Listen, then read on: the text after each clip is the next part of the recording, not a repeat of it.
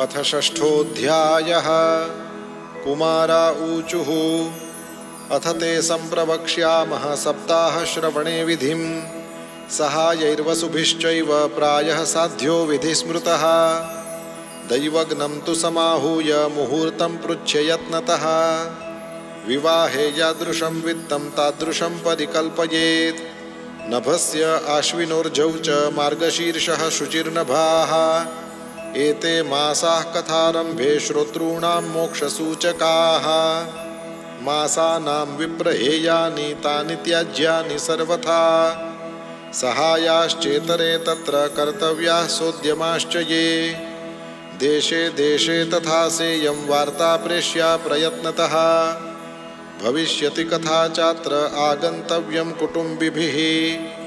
दूरे हरिकथाः केचित् दूरे चाच्युतकीर्तनाः स्त्रियः शूद्रादयो ये च तेषां बोधो यतो भवेत्।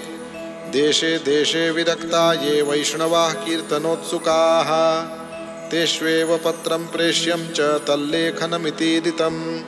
सतां समाजो भविता सप्तरात्रं सुदुर्लभः अपूर्वरसरूपैव कथा चात्र भविष्यति। श्रीभागवत पीयूष पानाय रसलम्पटाः भवन्तश्च तथा शीघ्रमायात प्रेम तत्पराः। नावकाशः कदाचिच्चेद्दिनमात्रं तथापि तु सर्वथा गमनं कार्यं क्षणोत्रैव सुदुर्लभः। एवमाकारणं तेषां कर्तव्यं विनयेन च आगन्तुकानां सर्वेषां वासस्थानानि कल्पयेत्।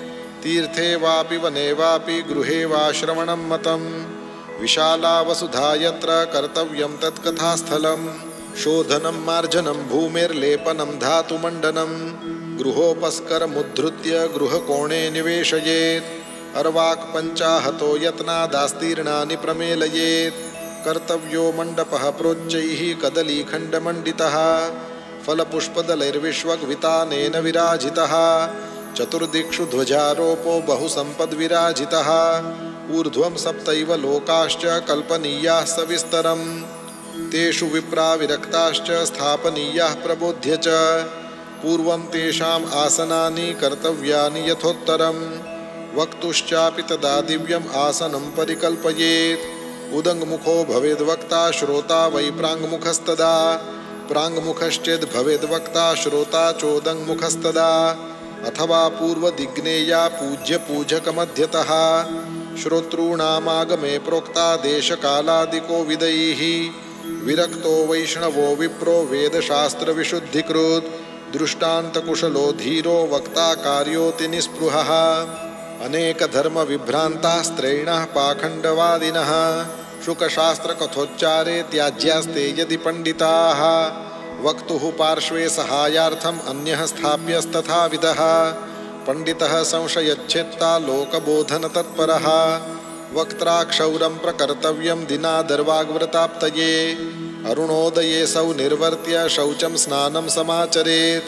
नित्यं संक्षेपतः कृत्वा सन्ध्याद्यं स्वं प्रयत्नतः कथाविघ्नविघाताय गणनाथं प्रपूजयेत्। पितॄन् सन्तर्प्य शुद्ध्यर्थं प्रायश्चित्तं समाचरेत्। मण्डलं च प्रकर्तव्यं तत्र स्थाप्यो हरिस्तथा। कृष्णमुद्दिश्य मन्त्रेण चरेत् पूजाविधिं क्रमात्। प्रदक्षिणनमस्कारान् पूजान्ते स्तुतिमाचरेत्। संसारसागरे मग्नं दीनं मां करुणानिधे कर्ममोहगृहीताङ्गं मामुद्धर भवार्णवात्। श्रीमद्भागवतस्यापि ततः पूजा प्रयत्नतः कर्तव्या विधिना प्रीत्या धूपदीपसमन्विता। ततस्तु श्रीफलं धृत्वा नमस्कारं समाचरेत्। स्तुतिः प्रसन्नचित्तेन कर्तव्या केवलं तदा। श्रीमद्भागवताख्योऽयं प्रत्यक्षः कृष्ण एव हि। स्वीकृतोऽसि मया नाथ मुक्त्यर्थं भवसागरे। मनोरथो मदीयोऽयं सफलः सर्वथा त्वया। निर्विघ्नेनैव कर्तव्यो दासोऽहं तव केशव। एवं दीनवचः प्रोच्य वक्तारं चाथ पूजयेत्। सम्भूष्य वस्त्रभूषाभिः पूजान्ते तं च संस्तवेत्। शुकरूपप्रबोधग्न सर्वशास्त्रविशारद एतत् कथाप्रकाशेन मदज्ञानं विनाशय। तदग्रे नियमः पश्चात् कर्तव्यः श्रेयसे मुदा। सप्तरात्रं यथाशक्त्या धारणीयः स एव हि वर्णं पञ्चविप्राणां कथाभङ्गनिवृत्तये कर्तव्यं तैर्हरिर्जाप्यं द्वादशाक्षरविद्यया ब्राह्मणान् वैष्णवांश्चान्यांस्तथा कीर्तनकारिणः नत्वा सम्पूज्य दत्ताग्नः स्वयमासनमाविशेत् लोकवित्तधनागारपुत्रचिन्तां विदस्य च कथाचित्तः शुद्धमतिः सलभेत् फलमुत्तमम् आसूर्योदयमारभ्य सार्धत्रिप्रहरान्तकं वाचनीया कथा सम्यक् धीरकण्ठं सुधीमता कथाविरामः कर्तव्यो मध्याह्ने घटिकाद्वयं तत्कथामनुकार्यं वै कीर्तनं वैष्णवैस्तदा मलमूत्रजयार्थं हि लघ्वाहारः सुखावहः भविष्यान्नेन कर्तव्यो ह्येकवारं कथार्थिना उपोष्य सप्तरात्रं वै शक्तिश्चेच्छृणुयात्तदा घृतपानं पयःपानं कृत्वा वै शृणुयात् सुखं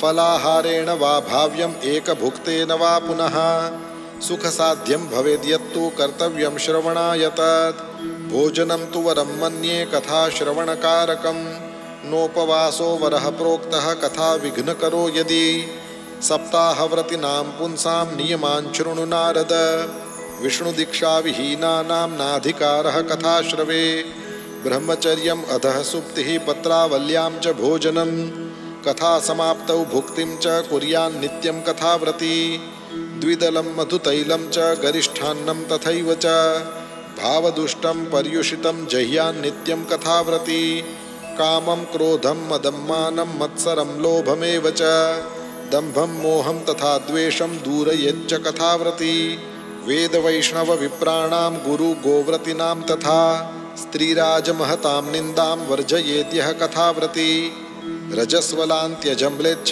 पतितव्रात्यकैस्तथा द्विजद्विड्वेदबाह्यैश्च नवदेद्यः कथाव्रती सत्यं शौचं दयां मौनम् आर्जवं विनयं तथा उदारमानसं तद्वद् एवं कुर्यात् कथाव्रती दरिद्रश्च क्षयीरोगी निर्भाग्यः पापकर्मवान् अनपत्यो मोक्षकामः शृणुयाच्च कथामिमाम् अपुष्पा काकवन्ध्या च वन्ध्याया च मृतार्भका स्रवद्गर्भा च या नारी तया श्राव्या प्रयत्नतः एतेषु विधिना श्रावे तदक्षयतरं भवेत् अत्युत्तमा कथा दिव्या कोटियज्ञफलप्रदा एवं कृत्वा व्रतविधिम् उद्यापनमथाचरेत् जन्माष्टमी व्रतमिव कर्तव्यं फलकाङ्क्षिभिः अकिञ्चनेषु भक्तेषु प्रायो नोद्यापनाग्रहः श्रवणेनैव पूतास्ते निष्कामा वैष्णवा यतः एवं नगाः यज्ञेऽस्मिन् समाप्ते श्रोतृभिस्तदा पुस्तकस्य च वक्तुश्च पूजाकार्यातिभक्तितः प्रसादतुलसीमाला श्रोतृभ्यश्चाथ दीयताम् मृदङ्गताललितं कर्तव्यं कीर्तनं ततः जयशब्दं नमः शब्दं शङ्खशब्दं च कारयेत् विप्रेभ्यो याचकेभ्यश्च वित्तमन्नं च दीयताम् विरक्तश्चिद् भवेच्छ्रोता गीता वाच्या परेहनि गृहस्थश्चित्तदा होमः कर्तव्यः कर्मशान्तये प्रतिश्लोकं तु जुहुयाद् विधिना दशमस्य च पायसं मधुसर्पिश्च तिलान्नादिकसंयुतम् अथवा हवनं कुर्याद् गायत्र्या सुसमाहितः तन्मयत्वात् पुराणस्य परमस्य च तत्त्वतः होमाशक्तौ बुधो हौम्यं दद्यात् तत्फलसिद्धये नानाच्छिद्रनिरोधार्थं न्यूनताधिकतानयोः दोषयोः प्रशमार्थं च पठेन्नाम सहस्रकं तेन स्यात् सफलं सर्वं नास्त्यस्मादधिकं यतः 12 ब्राह्मणान् पश्चात् भोजयन्मधुपायसैः दद्यात् सुवर्णं धेनुं च व्रतपूर्णत्वहेतवे शक्तौ फलत्रयमितं स्वर्णसिंहं विधाय च तत्रास्य पुस्तकं स्थाप्यं लिखितं ललिताक्षरं सम्पूज्यावाहनाद्यैस्तदुपचारैः सदक्षिणं वस्त्रभूषणगन्धाद्यै पूजिताय यतात्मने आचार्याय सुधीर्दत्त्वा मुक्तः स्याद्भवबन्धनैः एवं कृते विधाने च सर्वपापनिवारणे फलदं स्यात् पुराणं तु श्रीमद्भागवतं शुभं धर्मकामार्थमोक्षाणां साधनं स्यान्न संशयः कुमारा ऊचुः इति ते कथितं सर्वं किं भूयः श्रोतुमिच्छसि श्रीमद्भागवते नैव भुक्तिमुक्तिकरे स्थिते। सूत उवाच इत्युक्त्वा ते महात्मानः प्रोचुर्भागवतीं कथां सर्वपापहरां पुण्यां भुक्तिमुक्तिप्रदायिनीं शृण्वतां सर्वभूतानां सप्ताहं नियतात्मनां यथा विधिततो देवं तुष्टुवुः पुरुषोत्तमं। तदन्ते ज्ञानवैराग्यभक्तीनां पुष्टता परा तारुण्यं परमं चाभूत् सर्वभूतमनोहरं। नारदश्च कृतार्थोऽभूत् सिद्धे स्वीये मनोरथे पुलकीकृतसर्वाङ्गः परमानन्दसम्भृतः। एवं कथां समाकर्ण्य नारदो भगवत्प्रियः प्रेमगद्गदया वाचा तानुवाच कृताञ्जलिः। नारद उवाच धन्योऽस्म्यनुगृहीतोऽस्मि भवद्भिः करुणापरैः अद्य मे भगवान् लब्धः सर्वपापहरो हरिः। श्रवणं सर्वधर्मेभ्यो वरं मन्ये तपोधनाः वैकुण्ठस्थो यतः कृष्णः श्रवणाद्यस्य लभ्यते। सूत उवाच एवं ब्रुवति वै तत्र नारदे वैष्णवोत्तमे परिभ्रमन् समायातः शुको योगेश्वरस्तदा। तत्राययौ षोडशवार्षिकस्तदा व्यासात्मजो ज्ञानमहाब्धिचन्द्रमाः। कथावसाने निजलाभपूर्णः प्रेम्णा पठन् भागवतं शनैः शनैः दृष्ट्वा सदस्याः परमोरुतेजसं सद्यः समुत्थाय ददुर्महासनं प्रीत्या सुरर्षिस्तमपूजयत् सुखं स्थितो वदत् संशृणुतामलां गिरम्। श्रीशुक उवाच निगमकल्पतरोर्गलितं फलं शुकमुखादमृतद्रवसंयुतं पिबत भागवतं रसमालयं मुहुरहो रसिका भुवि भावुकाः। धर्मः प्रोज्झितकैतवोऽत्र परमो निर्मत्सराणां सतां वेद्यं वास्तवमत्र वस्तु शिवदं तापत्रयोन्मूलनम्। श्रीमद्भागवते महामुनिकृते किं वा परैरीश्वरः सद्यो हृद्यवरुध्यतेऽत्र कृतिभिः शुश्रूषुभिस्तत्क्षणात्। श्रीमद्भागवतं पुराणतिलकं यद्वैष्णवानां धनं यस्मिन् पारमहंस्यमेवममलं ज्ञानं परं गीयते। यत्र ज्ञानविरागभक्तिसहितं नैष्कर्म्यमाविष्कृतं तच्छृण्वन् प्रपठन् विचारणपरो भक्त्या विमुच्येन्नरः। स्वर्गे सत्ये च कैलासे वैकुण्ठे नास्त्ययं रसः अतः पिबन्तु सद्भाग्या मामुञ्चत कर्हिचित्। सूत उवाच एवं ब्रुवाणे सति बादरायणौ मध्ये सभायां हरिराविरासीत्। प्रह्लादबल्युद्धव फाल्गुनादिभिर्वृतः सुरर्षिस्तमपूजयच्च तान् दृष्ट्वा प्रसन्नं महदासने हरिं ते चक्रिरे कीर्तनमग्रतस्तदा। भवो भवान्या कमलासनस्तु तत्रागमत्कीर्तनदर्शनाय। प्रह्लादस्तालधारी तरलगतितया चोद्धवः कांस्यधारी वीणाधारी सुरर्षिः स्वरकुशलतया रागकर्तार्जुनोऽभूत्। इन्द्रो वादीन् मृदङ्गं जय जय सुकराः कीर्तने ते कुमारा यत्राग्रे भाववक्ता सरसरचनया व्यासपुत्रो बभूव। ननर्तमध्ये त्रिकमेव तत्र भक्त्यादिकानां नटवत्सु तेजसाम् अलौकिकं कीर्तनमेतदीक्ष्य हरिः प्रसन्नोऽपि वचो ब्रवीत्। मत्तो वरं भाववृताद्वरुणध्वं प्रीतः कथाकीर्तनतोऽस्मि साम्प्रतम्। श्रुत्वेति तद्वाक्यमतिप्रसन्नाः प्रेमार्द्रचित्ता हरिमूचिरे ते। नगाः गाथासु च सर्वभक्तैरेभिस्त्वया भाव्यमिति प्रयत्नात् मनोरथोऽयं परिपूरणीयस्तथेति चोक्त्वान्तरधीयताच्युतः। ततो नमत्तच्चरणेषु नारदस्तथा शुकादीनपि तापसांश्च। अथ प्रहृष्टाः परिनष्टमोहाः सर्वे ययुः पीतकथामृतास्ते। भक्तिः सुताभ्यां सह रक्षिता सा शास्त्रे स्वकीयेऽपि तदा शुकेन। अतो हरिर्भागवतस्य सेवनाच्चित्तं समायाति हि वैष्णवानां। दारिद्र्यदुःखज्वरदाहितानां मायापिशाची परिमर्दितानां संसारसिन्धौ परिपातितानां क्षेमाय वै भागवतं प्रगर्जति। शौनक उवाच शुकेनोक्तं कदा राज्ञे गोकर्णेन कदा पुनः सुरर्षये कदा ब्राह्मैश्छिन्धि मे संशयं त्विमम्।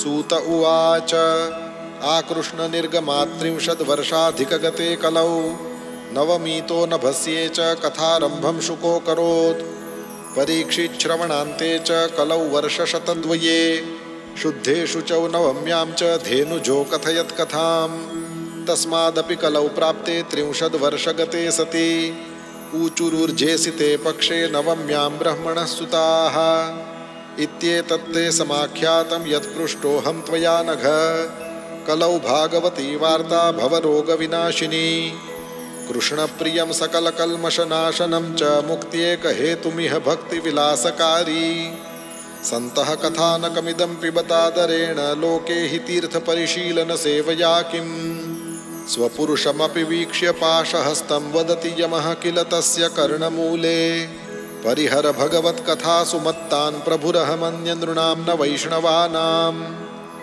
असारे संसारे विषयविषसङ्गाकुलधियः क्षणार्धं क्षेमार्थं पिबत शुकगाथातुलसुधां किमर्थं व्यर्थं भो व्रजथ कुपथे कुत्सितकथे परीक्षित्साक्षी यच्छ्रवणगतमुक्त्युक्तिकथने रसप्रवाहसंस्थेन श्रीशुकेनेरिता कथा कण्ठे सम्बध्यते येन स वैकुण्ठप्रभुर्भवेत् इति च परमगुह्यं सर्वसिद्धान्तसिद्धं सपदि निगदितं ते शास्त्रपुञ्जं विलोक्य जगति शुककथातो निर्मलं नास्ति किञ्चित् पिब परसुखहेतोर्द्वादशस्कन्धसारम् एतां यो नियततया शृणोति भक्त्या यश्चैनां कथयति शुद्धवैष्णवाग्रे तौ सम्यग्विधिकरणात् फलं लभेते याथार्थ्यान्न हि भुवने किमप्यसाध्यम् इति श्रीपद्मपुराणे उत्तरखण्डे श्रीमद्भागवतमाहात्म्ये श्रवणविधिकथनं नाम षष्ठोऽध्यायः समाप्तमिदं श्रीमद्भागवतमाहात्म्यं हरिः ओं तत्सत्।